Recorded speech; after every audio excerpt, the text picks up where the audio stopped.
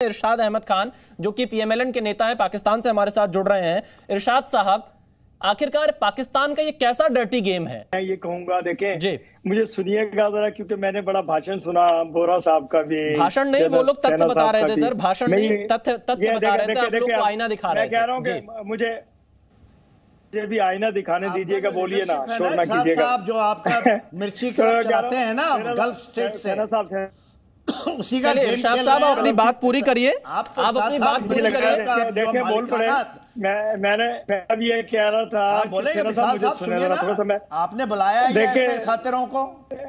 अच्छा अब जरा सुने, मैं चलिए इरशाद साहब जल्दी आप अपनी बात रखिए, फिर मैं मोदी जी के आपका चल पड़ा वो मुझे जो मैं जो स्टेट में आपका है ना पिछले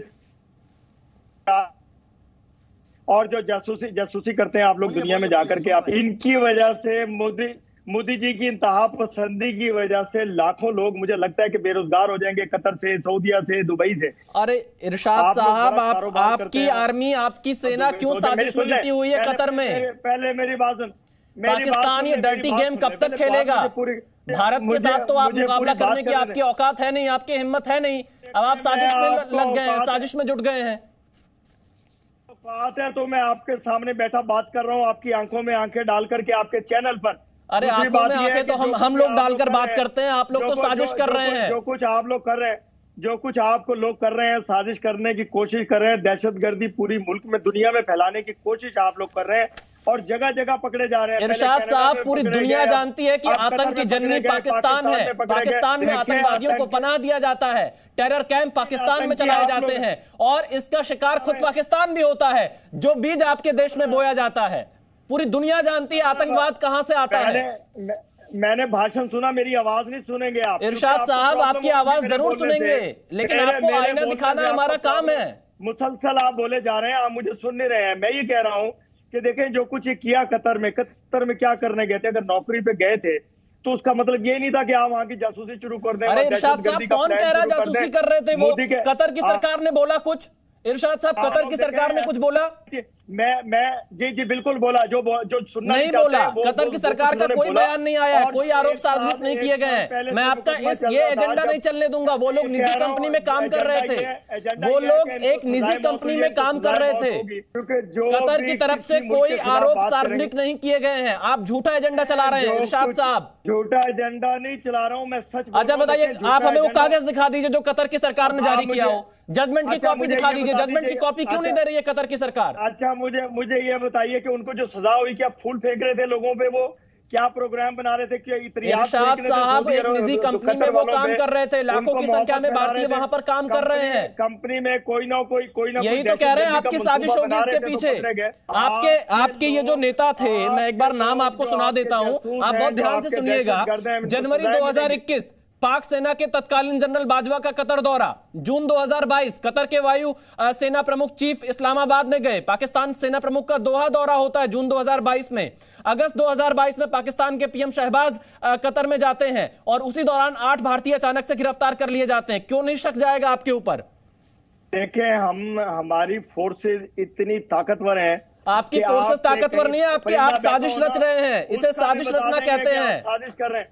सुन ले, मेरे आपकी फोर्स कितनी ताकतवर है वो सारी लड़ाइयों में आप देख चुके हैं। 99 में आप हारे हैं, 65 में आप हारे हैं, 71 में आप हारे हैं। प्यार का रिश्ता है, हमारा प्यार का रिश्ता है कतर के साथ, हमारा आना जाना लगा रहता है। मैं खुद कतर पहुंचा हुआ होता हूँ। हमारी एक दोस्ती है, हमारा एक रिश्ता है, हमारा एक प्यार है। इरशाद साहब, आप तो अपने यहाँ के पॉलिटिकल नेताओं को भी जगह नहीं देती है आपकी फौज। जब चाहती तब कुर्सी से हटा देगी। आपकी फौज तो इस तरह की, आपके नेताओं को चुने हुए जो नेता है, जिनको वोट जनता देती है, उनको हटा देती है आपकी सेना। आप लोग हिंसा में यकीन रखते हैं, आप लोग व्यवस्था में यकीन नहीं रखते हैं, आप लोग साजिश में यकीन रखते हैं। इरशाद साहब, ये साजिश आप क्यों रच रहे हैं? इसे डर्टी गेम कहा जाएगा। डॉक्टर राजा काशिफ साहब, आप तो राजनीतिक विश्लेषक हैं। डॉक्टर राजा काशिफ साहब, आप तो राजनीतिक विश्लेषक हैं, आप ही थोड़ा बता दीजिए क्यों आपकी सेना इस डर्टी गेम में शामिल हो रही है? जी पांडे जी, बहुत शुक्रिया। मेरी आवाज आ रही है? आपकी आवाज आ रही है, आपका स्वागत है, आप अपनी बात रखिए। डॉक्टर राजा काशिफ साहब जी।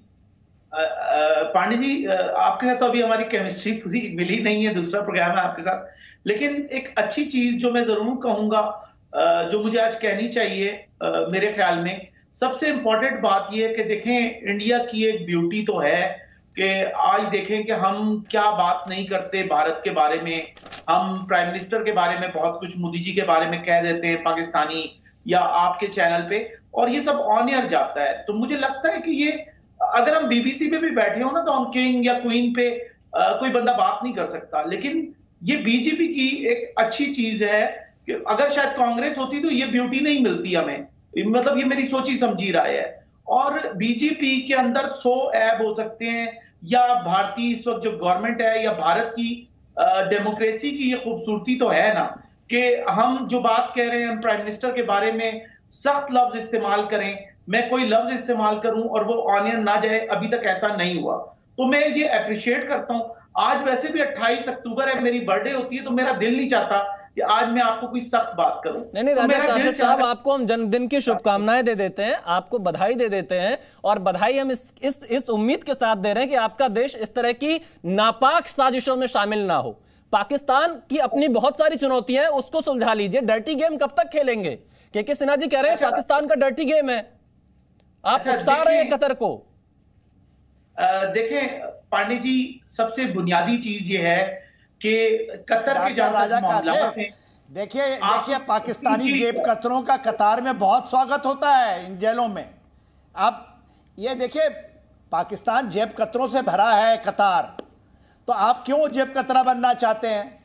सुनिए, आप स्ट्रेटेजिक डिस्कशन कर रहे हैं तो आ जाइए ना, बात कीजिए। डॉक्टर साहब, आप करेंगे नहीं, मोदी जी पे आ गए। चलिए के सिन्हा जी, मैं एक बार जवाब ले लेता हूं।